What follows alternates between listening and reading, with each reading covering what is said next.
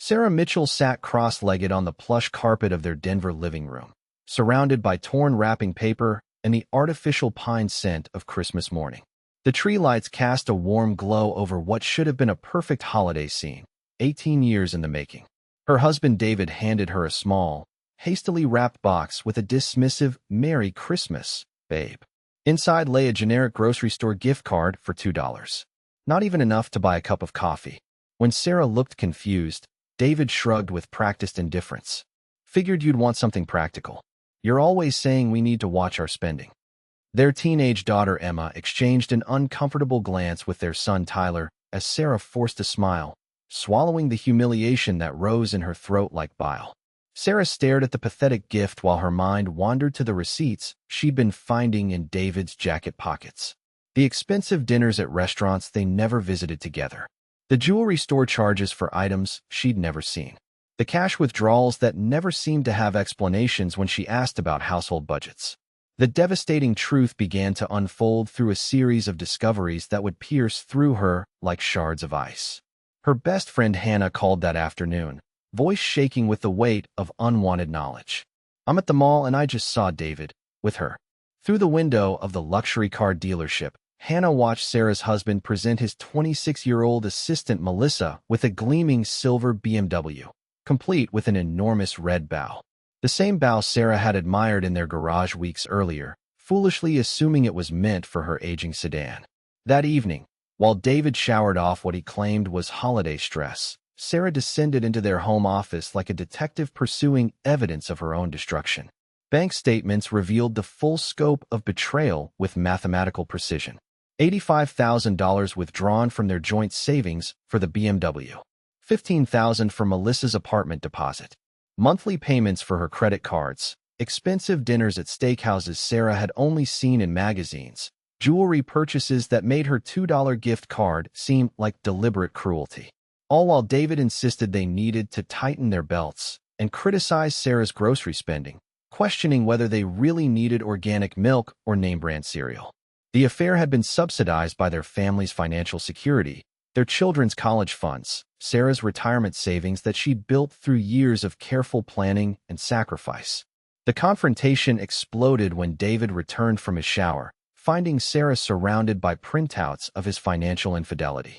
Instead of denial or remorse, he became defensive and cruel, his words calculated to wound her in places she didn't even know were vulnerable. "Maybe if you hadn't gotten so comfortable after the kids. Melissa appreciates what I do for her.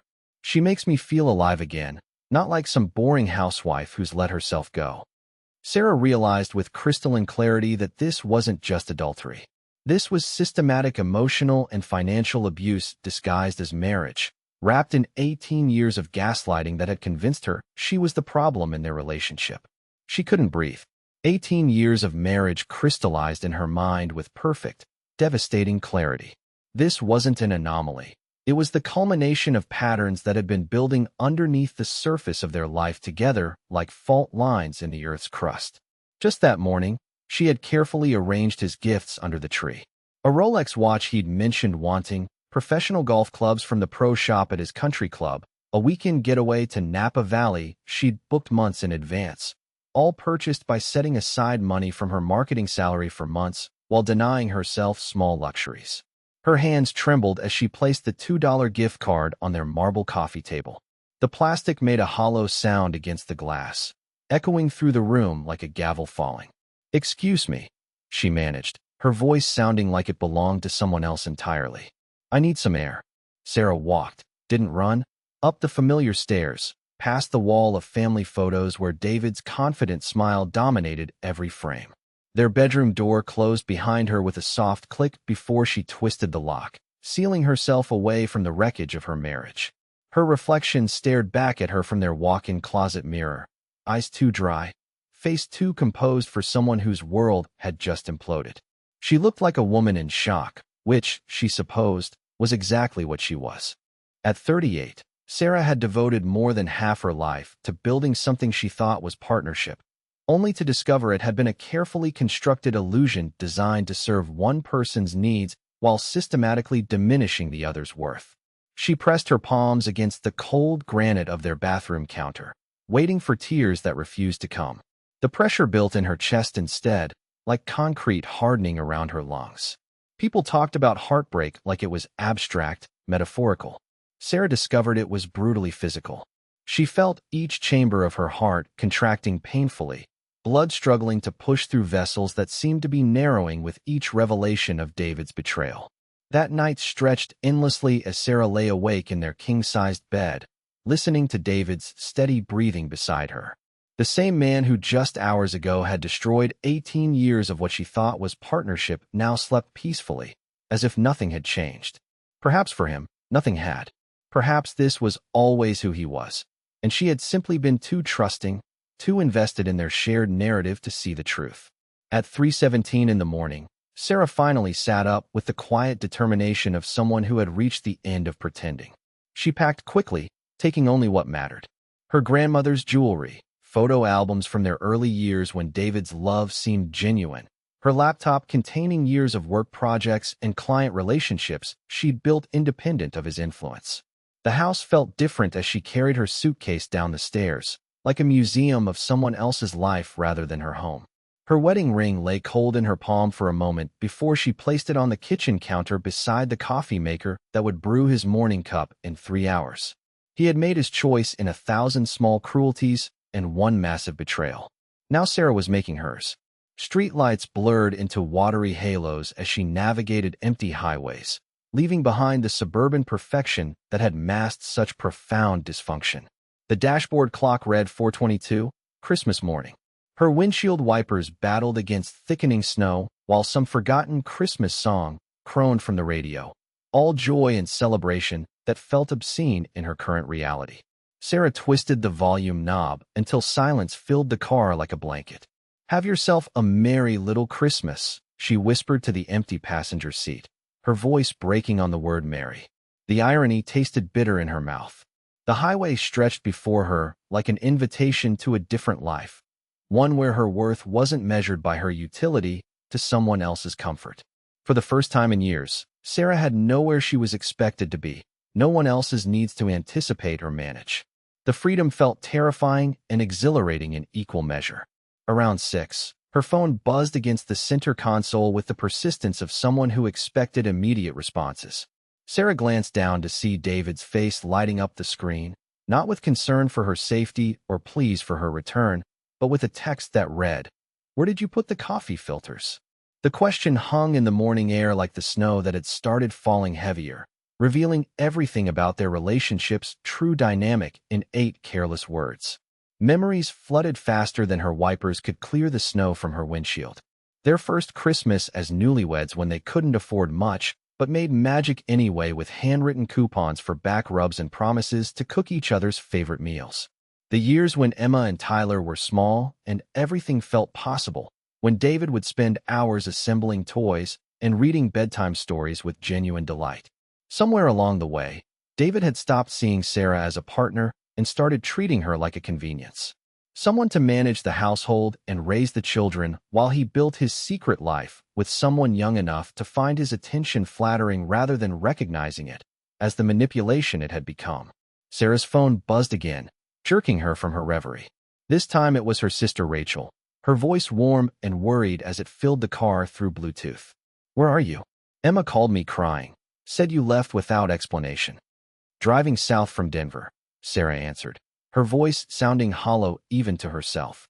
"I discovered David's been having an affair, funding it with our savings while giving me a $2 gift card for Christmas." The words sounded surreal spoken aloud, like dialogue from someone else's tragedy. "Come to Phoenix," Rachel said immediately, her voice fierce with protective anger. "Stay with me as long as you need. Marriage doesn't mean accepting financial abuse and emotional cruelty." Rachel knew. She had witnessed David's subtle dismissiveness during family gatherings over the years, the way he would interrupt Sarah mid-sentence or make unilateral decisions about their social calendar without consulting her. "I can't impose on your family," Sarah started, the reflexive politeness of someone trained to minimize her own needs. "Stop right there," Rachel's voice turned firm. "You've spent your entire marriage being accommodating, putting everyone else's comfort before your own truth. Let someone help you for once." The words cracked something open inside Sarah's chest. Help. Such a foreign concept in her marriage, where everything flowed toward David's needs and wants while her own were dismissed as selfish or impractical. When had she stopped believing she deserved support without having to earn it through constant service to others? Okay, Sarah whispered, surprising herself with the simplicity of acceptance. Text me every hour so I know you're safe, Rachel said. I'm making up the guest room and calling my lawyer friend. David's about to discover that financial abuse leaves a paper trail. By 7:30, Sarah crossed the Arizona state line. The "Welcome to Arizona" sign gleamed in early sunlight that felt like benediction, blessing her escape from a life that had slowly been strangling her authentic self. Her phone screen showed 12 missed calls and 28 text messages, David's digital tantrum escalating as he realized the full implications of her departure. With deliberate motions, Sarah turned off all notifications from her husband. The silence felt weightier than any accusation, more powerful than any argument.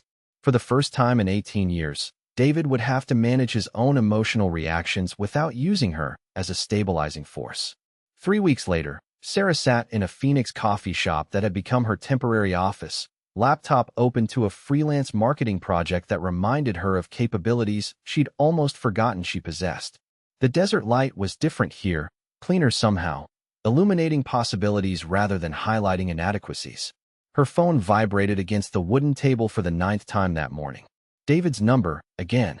Sarah counted to 10 before silencing it, adding his call to the growing cemetery of voicemails she refused to resurrect. The first week, his messages had held confusion, as if he genuinely couldn't understand why his wife might object to being valued at $2 while his mistress received luxury cars. The second week brought anger, threats about freezing their joint accounts and cutting off her credit cards. David seemed to believe that financial control would force her compliance, bring her crawling back to accept whatever scraps of respect he was willing to offer. Now, in week 3, his messages had evolved into something darker. Manipulation wrapped in husbandly authority, gaslighting disguised as concern for her mental health. Sarah, his latest voicemail thundered when she finally checked. If you don't come home immediately, I'm freezing all our accounts. This childish behavior has gone on long enough. The kids need their mother, and you need professional help. The accounts. Their accounts. The ones with Sarah's name equally on every signature card, built through her income as much as his. She deleted his message without responding, though her finger hovered over the callback button longer than she cared to admit. 18 years of conditioning didn't dissolve overnight.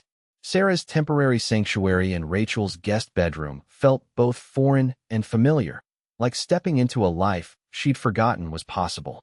The walls were painted a soft sage green that caught the morning light, warming the space in ways their sterile Denver mansion never had despite its professional interior design and expensive furnishings. On the nightstand, her laptop displayed an email she'd rewritten 20 times before finding the courage to be direct. Dear Mr. Rodriguez, I'm writing to formally request to work remotely for the Phoenix market, effective immediately. My client relationships and project portfolio demonstrate consistent results that would translate well to Southwestern markets. Sarah's finger clicked send before she could reconsider, second-guess herself, or seek permission from someone who had long ago forfeited any right to influence her professional decisions. No husband's approval required. No compromise about his career taking priority over hers. Just her work record, her client relationships, her worth as a marketing professional speaking for itself. For hours later, the approval arrived in her inbox with enthusiasm that surprised her. Sarah, we'd be delighted to have you spearhead our Phoenix expansion. Your strategic thinking and client retention rates make you ideal for developing new markets. Just like that. As if she'd always been capable of making her own decisions, advocating for her own interests, building her own professional reputation. You got it.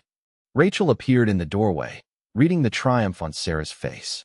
Her sister's auburn hair framed features lined with genuine happiness for someone else's success, a stark contrast to the competitive undertones that had characterized most of Sarah's relationships in Denver's social circles. I start Monday with a territory of my own, Sarah confirmed, still hardly believing the ease of it. Now I just need to find an apartment where I can think clearly. Already called my friend Carmen from book club, Rachel grinned, settling onto the bed beside her. She manages rentals in Scottsdale. Safe complex, reasonable rent, 15-minute drive to the business district. Want to see it this afternoon? On Tuesday afternoon, Dr. Martinez's therapy office smelled like lavender and old books, walls lined with degrees and certifications that spoke to years of helping people untangle themselves from destructive patterns. The therapist wore reading glasses on a beaded chain and sensible shoes that made no sound on the hardwood floors as she moved around the room, her presence both professional and deeply compassionate. Dr. Martinez didn't rush to fill silences, didn't offer platitudes or quick fixes. She simply waited while Sarah struggled to form words for experiences that had never been spoken aloud, truths that had been buried under years of accommodation and denial. Financial abuse, Sarah finally said, the words hanging between them like a newly discovered planet in her psychological solar system. My entire marriage was built on it, but I never had language for what was happening. And how did that make you feel? Dr. Martinez asked, her voice gentle but probing. Like I was worth exactly $2, Sarah answered, tears finally beginning to flow. Like 18 years of partnership meant nothing compared to his assistant's pleasure. The apartment Carmen showed Sarah the following week was modest by Denver standards, but felt like a palace of possibility. 900 square feet with a small balcony overlooking a courtyard where other residents tended small gardens. The windows faced east, catching morning sunshine that spilled across tile floors like liquid gold, warming spaces that belonged entirely to her. It's perfect, Sarah said, signing the lease with handwriting that looked steadier than she felt. By Friday, she'd bought a bed, a small dining set, and a desk where she could build her new consulting practice. Nothing more than necessary. The emptiness felt intentional rather than impoverished, like space deliberately preserved for growth rather than filling with accumulated possessions that served someone else's vision of success. Rachel dragged her to a community center the following Saturday, determined to expand Sarah's world beyond work and therapy. Pottery class, she announced, pulling Sarah toward a room filled with wheels and kilns and the earthy scent of clay waiting to be shaped. You need something that isn't about serving other people's needs. Sarah protested, claiming she had no artistic talent, but her hands seemed to remember something she'd forgotten about creation as they sank into cool clay. The instructor, a woman with silver hair and paint-stained apron, moved between students with gentle guidance rather than harsh correction. Don't force it, she murmured, standing behind Sarah as she struggled to center the clay on the wheel. Listen to what it wants to become. Not everything has to serve a predetermined purpose. By class end, Sarah had created a small, imperfect bowl with uneven edges and subtle variations in thickness. It was hideous by conventional standards and beautiful in its honest imperfection, entirely hers in a way nothing in her marriage had ever been. 6 months after Christmas, Sarah's apartment had transformed into something that reflected her authentic self rather than someone else's expectations of who she should be. Pottery lined the windowsills, each piece more refined than the last, but all carrying the signature irregularities that marked them as handmade rather than mass-produced. A promotion to senior marketing consultant had come with a substantial raise that ended any lingering financial anxiety about her ability to support herself independently. Her client roster included local businesses whose owners treated her as a valued strategic partner rather than a convenient service provider. On her bookshelf sat the $2 gift card, carefully preserved in a small frame. Not as punishment or constant reminder of pain, but as evidence of how far she'd traveled from accepting such treatment. Sometimes the smallest betrayals revealed the largest truths about relationships built on fundamental inequality. The divorce papers arrived on a Tuesday morning that smelled like desert rain. Monsoon clouds gathering on the horizon, like metaphors for the storm Sarah had finally stopped trying to prevent. David contested everything with the entitlement of someone who genuinely believed his comfort mattered more than anyone else's dignity. He claimed Sarah had abandoned the marriage, tried to paint her as unstable and vindictive in court documents that read like character assassination disguised as legal strategy. But financial records didn't lie, and David's arrogance had left a paper trail that told the real story of their relationship with brutal clarity. Sarah's lawyer, Rebecca Santos, was fierce and thorough in ways that reminded Sarah what advocacy actually looked like. He's been planning this for years, Rebecca explained, spreading documents across her conference table like evidence in a criminal trial. Slowly moving money into accounts with only his name, establishing separate credit lines, preparing for the day you'd finally had enough of being treated like hired help in your own marriage. The discovery process revealed the full scope of David's financial manipulation. Hidden investment accounts, a second mortgage on their house that he'd secured without Sarah's knowledge, business partnerships that existed primarily to shelter assets from community property laws. He'd been systematically preparing to abandon their marriage while ensuring he'd maintain maximum financial advantage when it happened. The affair was almost incidental, Rebecca observed, reviewing bank records that showed the BMW purchase was just one item in a long catalog of expenses that prioritized David's pleasure over his family's security. This is about control, not passion. Men like your husband don't leave their wives for their mistresses. They just want to have both while paying for neither.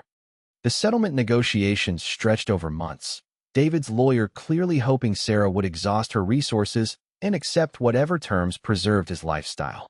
Instead, Rebecca's methodical documentation of financial abuse strengthened their position with every filing.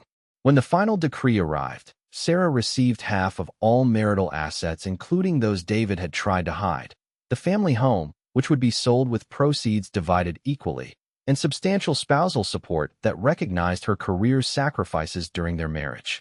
David's attempt to claim poverty while maintaining his expensive lifestyle backfired spectacularly when the court discovered his various hidden accounts and off-the-books income.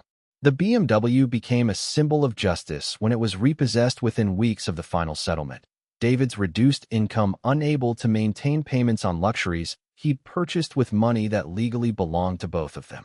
Melissa, faced with the reality of her lover's actual post-divorce financial situation, quietly transferred to another company and began dating a partner at her law firm.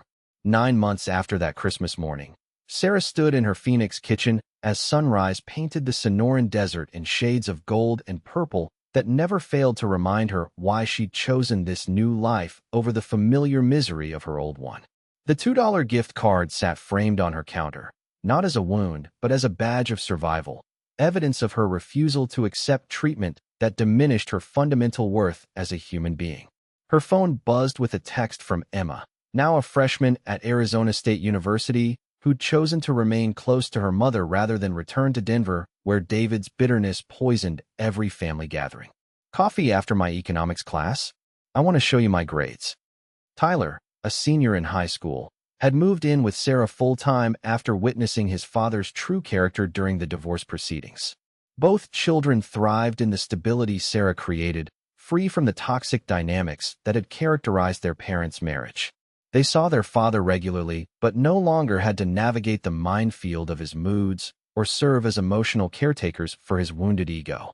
Sarah's consulting practice had grown to include clients throughout the Southwest, her reputation built on the kind of authentic relationships she'd forgotten were possible during her marriage to someone who viewed every interaction as a transaction designed to benefit himself.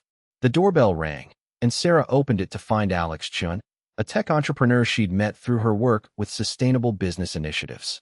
He held coffee from her favorite local roastery and a small succulent in a handmade pot, gifts that reflected genuine attention to her preferences rather than generic gestures designed to fulfill obligations. "Ready for our hike?"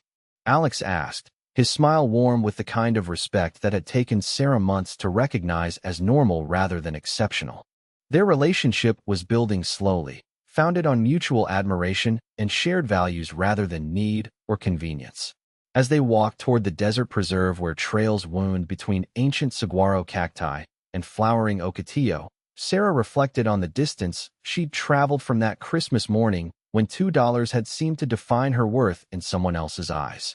The woman who'd fled Denver in the pre-dawn darkness had been shaped by diminishment and trained to accept scraps of affection as adequate nourishment for her soul. The woman walking beside Alex through morning light that illuminated infinite possibilities had reclaimed her right to partnerships built on equality, respect, and genuine care. Worth wasn't something she needed to earn through constant service to others' comfort. It was something she possessed inherently and defended fiercely, having learned the cost of accepting anything less. The $2 gift card had become a talisman not of worthlessness, but of the strength required to refuse such treatment ever again. Some gifts, Sarah had learned, were actually invitations to discover your own value.